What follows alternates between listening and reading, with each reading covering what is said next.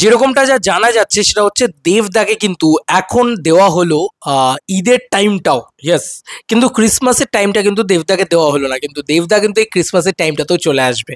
দেবদার মূল জোন হচ্ছে ক্রিসমাস, তো সে সেটাতে আরামসে আরামসে আসবেই আসবে। কিভাবে আসবে সবটা তোমাদেরকে বলে দিচ্ছি। প্রথমত বলি, দেবদাই কিন্তু এখন অধীশ্বর হয়ে দাঁড়ালো গোটা ইন্ডাস্ট্রির, কারণ দেবদারই হাতে সব থেকে বেশি পোটেনশিয়াল রয়েছে বাকি সমস্ত প্রোডাকশনের সাথে কোলাবরেট করার। এসবিএফকে যে টাইমিংগুলো দেওয়া হয়েছে তার ভিতরে গরমের ছুটি ইনক্লুডিং আছে, তার ভিতরে রয়েছে এরকমভাবে কিছু কিছু টাইমিং স্লট ভাগ করা রয়েছে যেটা বাংলা স্ক্রিনিং কমিউনিটির দেওয়া আছে, কিন্তু দেবদা তো সব কটা প্রোডাকশনের সাথে কো ভেঞ্চার করে ফেলেন, ঠিক আছে। সেটা সব থেকে বড় কথা, দেব এন্টারটেনমেন্ট ভেঞ্চার্সকে কিন্তু দেওয়া হয়েছে ঈদের টাইমটা। এবার ইচ্ছা করেই দেব এন্টারটেনমেন্ট ভেঞ্চার্সের সোলো রিলিজে, ন্যাচারালি কখনো সোলো রিলিজ হয় না, তুমি ভালো করে দেখবে দেব এন্টারটেনমেন্ট ভেঞ্চার্সের সাথে যৌথ প্রযোজনায় কোনো না কোনো প্রোডাকশন হাউস অলওয়েজ থাকে, সেটা হোক বেঙ্গল টকিজ, হোক সুরিন্দর ফিল্মস, হোক এসবিএফ বা অন্য কোনো প্রোডাকশন হাউস, কোনো না কোনো ফিল্ম মানে কোনো একটা ভেঞ্চার হাউস অলওয়েজ থাকে। দেব এন্টারটেনমেন্ট ভেঞ্চার্স কখনো একা ছবি মানে নিয়ে আসে না, সেটা সবসময় আমরা শ্যাডো ফিল্মসকে দেখেছি ব্যোমকেশের সাথে কোলাবরেট থাকতে, তো কোনো না কোনো প্রোডাকশন হাউস কম বেশি কোলাবরেট থাকবেই। ব্যোমকেশ এই বাঘা যতীন বোধহয় আলাদা একমাত্র একার ছিল, কিশমিশ বোধহয় একমাত্র একার ছিল, তাও দেখবে কোনো না কোনো ফিনান্সার, কোনো না কোনো প্রডিউসার তার ভিতরে ঢুকে বসেই আছে, আমার যতদূর যা মনে পড়ছে। তো দেবদা কখনো নিজের টাকা স্টেকে লাগায় না সম্ভবত, আমার যতদূর যা মনে হয় দেখে।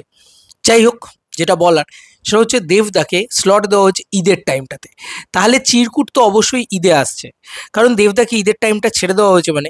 আচ্ছা, এই কথাটা চিন্তা করা হলো না যে ঈদের টাইমে তো জিদ্দার টাইম ছিল, এবার এই জায়গাটা যেই করা হলো সঙ্গে সঙ্গে কিন্তু মানে ঘটনা কিন্তু ফ্লিপ আউট হয়ে গেছে, সাংঘাতিক অবস্থা হয়ে গেছে, কারণ জিদ্দার টাইম ছিল অলরেডি ঈদের টাইমটা, সেটা নিয়ে আবার একটা ক্যাচাল শুরু হবে যে দেব ভার্সেস জিৎ, তারা তারা নিজেরাই চায় না যে একসাথে ক্ল্যাশ করতে। আর তো যে ঈদের টাইমটা দেবদাকে দেওয়া হলো, এবার ঈদের টাইমটাতে তো দেবদা আসবে চিরকুট নিয়ে, যে বছর চিরকুট নিয়ে দেবদা ঈদের টাইমটাতে আসবে, ধরো 2026 সালে এলো না, 2027 সালে এলো, বা 2026 সালের ঈদেই দেবদা এলো চিরকুট নিয়ে, তখন দেবদাকে তো 15ই আগস্ট দিয়ে দেওয়া হয়েছে, ঈদ দিয়ে দেওয়া হয়েছে, পুজো দিয়ে দেওয়া হয়েছে, ক্রিসমাস তাকে দেওয়া হয়নি। চিন্তা করো, ক্রিসমাস যে উইন্ডোটা দেবদার সব থেকে স্ট্রং উইন্ডো সেটা তাকে দেওয়া হয়নি, কিন্তু তার তাতে কিচ্ছু যায় আসে না।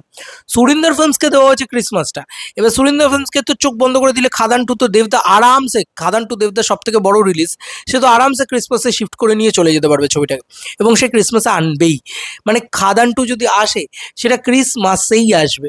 তার মানে বোঝো যে ক্রিসমাসে কিন্তু সে সুরিন্দরের সাথে কোলাবরেট করে নিলেই কিন্তু সে ক্রিসমাসে চলে আসতে পারবে, সে এসবিএফের সাথে কোলাবরেট করে নিলেই সে গরমের ছুটিতেও চলে আসতে পারবে।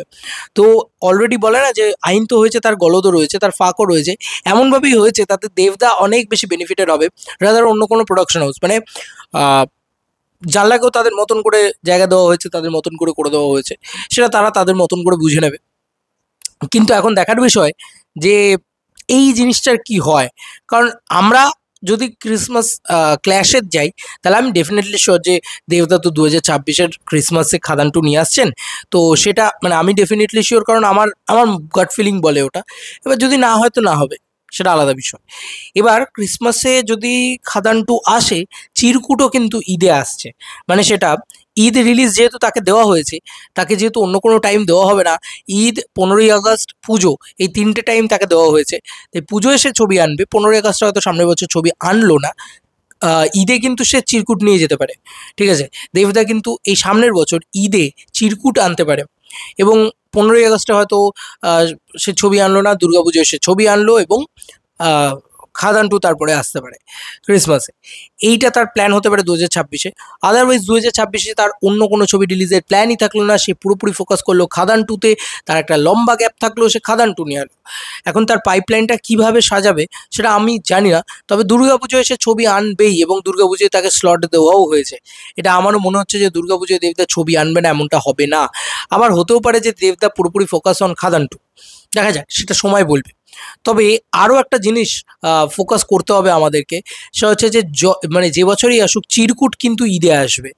এবার চিরকুট ছবিটা আসার কথা বারবার বিভিন্ন জায়গা থেকে শোনা যাচ্ছে, দেবদাকে যেহেতু ঈদ রিলিজ ডেট দেওয়া হলো, তার মানে 2026 হোক বা 2027, এর মধ্যেখানে দেবদা একটা ঈদ রিলিজ করতে চলেছে, কিন্তু এটা আমাদের জন্য বেশ আনন্দের, ঠিক আছে। তবে দেবদার কোনো চাপ হবে না, দেবদা তো আরামসে সুরিন্দর ফিল্মসের সাথে কো ভেঞ্চার করে খাদান টু নিয়ে চলে আসবে ক্রিসমাসে, তাকে যতই দেওয়া না হোক এটা স্ক্রিনিং কমিটির পক্ষ থেকে আর কি এই রুলগুলোকে বার করা হয়েছে যে এর জন্য এইটা, ওর জন্য ওইটা, একে এই টাইমে দেওয়া হবে, ওকে ওই টাইমে দেওয়া হবে। এই জিনিসপত্রগুলো কিন্তু স্ক্রিনিং কমিটির পক্ষ থেকে বার করা হয়েছে।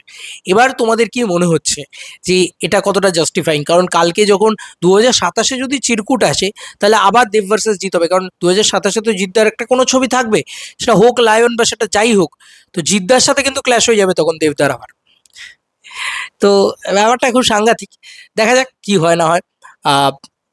আপকামিং ডেজগুলো আরও সাংঘাতিক হতে চলেছে। তোমাদের কার কি মতামত জানিও কমেন্ট সেকশনে।